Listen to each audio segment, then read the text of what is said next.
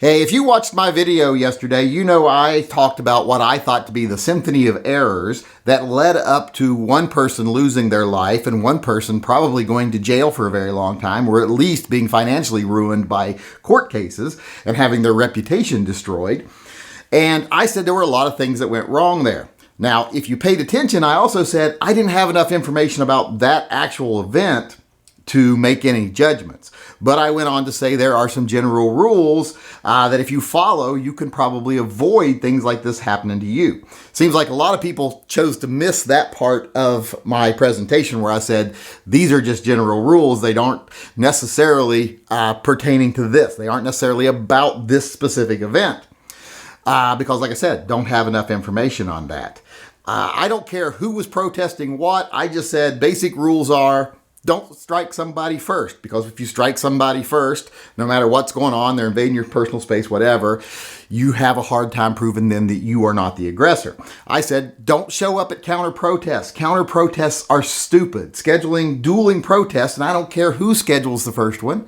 Like I said, not dealing with that specific event. I'm dealing with the whole idea of counter protest. They're stupid. They're just asking for trouble. Now, I expect Antifa to be stupid and show up and do counter protests.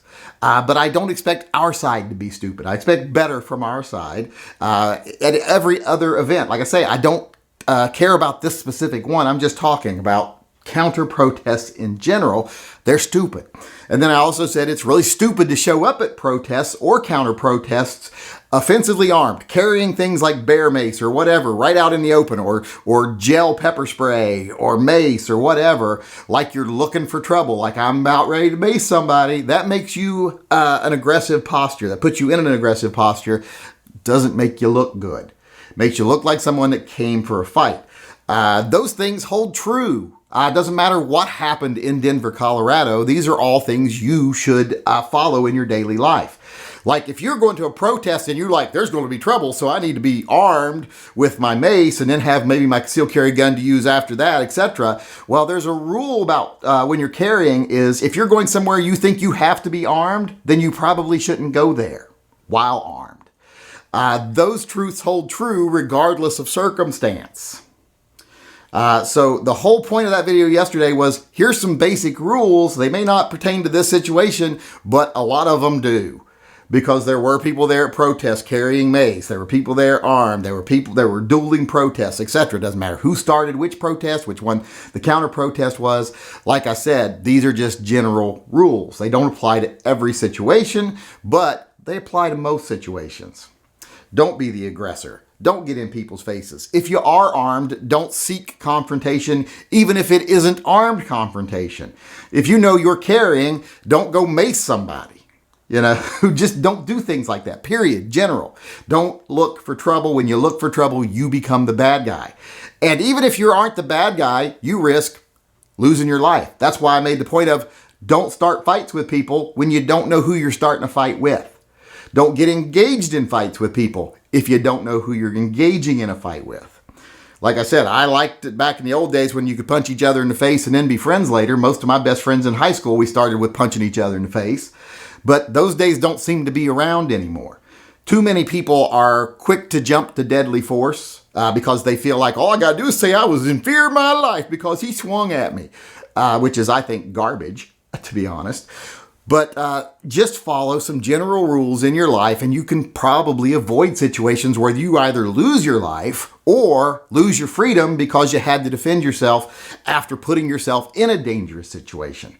Like I said, doesn't necessarily pertain to the Denver shooting, but if you pay attention to those rules that I said there, you can go through that Denver shooting thing and you could say, oh yeah, that rule was broken, that rule was broken, that rule was broken, that rule was broken. And they probably contributed to what happened.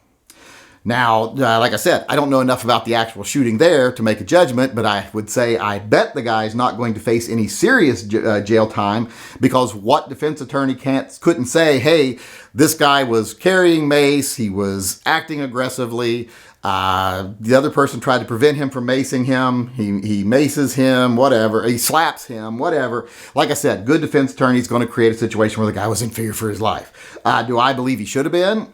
I don't think so, because like I said, a slap's a slap. There's a big difference between a slap and a shot in the head. So I think even though the guy that got shot was probably breaking a lot of the rules and put himself in a dangerous situation, that doesn't necessarily mean he's a bad guy. Also, the guy who did the shooting, even though I think he broke a lot of rules, went to excessive force very quickly, doesn't necessarily mean he's a good or bad guy. Because as I said, don't have enough information. But still, both of these guys were breaking some very basic rules about avoiding trouble. And another thing I wanted to add to this video today, other than just clearing that up, some people said, yeah, but you don't want to do counter protests, etc. Well, what should we do if we don't want to do counter protests? We got to be out there. We got to have our voices heard. And they're like, you didn't come up with any solutions. You don't offer any alternatives. Well, today I'm going to offer an alternative.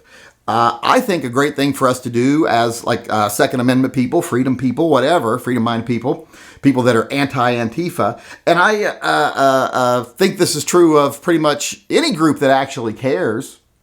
Like I said, I don't expect Antifa to be smart or do the right thing because they're out there looking to do the wrong thing and hope people will do the wrong thing in response to them so that they can escalate.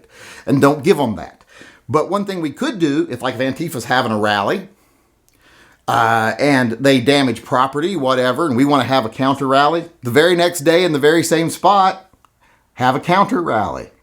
And not only have a rally, but clean up the mess they made. And it's not our responsibility to clean up the mess they made, but as good citizens who care about our communities and don't want to see stuff like this, if they spray paint statues, we show up with rags and soap and water and we clean them off. While we make our message of we oppose Antifa and we oppose the things they say. This way, we're being the good guys completely. There's no way even the media could portray us as the bad guys. If we're out there helping shopkeepers board up their windows that got broken, or if we're cleaning graffiti off the sidewalk, how are they going to portray us as the bad guys? If we're standing out there in a line with bear spray and guns, well, it's very easy for them to portray us as the bad guys, especially if we're facing off against Antifa or whoever, who generally aren't nearly as armed or as physically capable. So why not just have the event the next day and clean up some of the mess? If we get so mad because, oh, they spray painted this or they spray painted on that or they toppled over this, well, we go sit it back up. We go clean it up. And we make our point. We don't agree with these people. And we're going to do something good for the community while they're doing something bad. Also, when we're doing that, we can say we still agree with their right to protest. We don't agree with their right to break the law. But it's not our job as citizens to protect the law or stop them. Our job as citizens is to protect ourselves, protect our families, protect our own property, not someone else's. We might take that on ourselves at times as good citizens, but that's not our responsibility. That's the job of the cops. So yesterday during the protest, the cops should have stopped the criminals. But since they didn't, we're going to be here and try to at least clean up the mess. So if you ask me, that's what we should definitely be doing. Fuck the counter protests. Fuck the showing up with bear mace looking for fights. That doesn't help anybody. Period. It just makes us look like aggressors. And like I said, I expect better from us.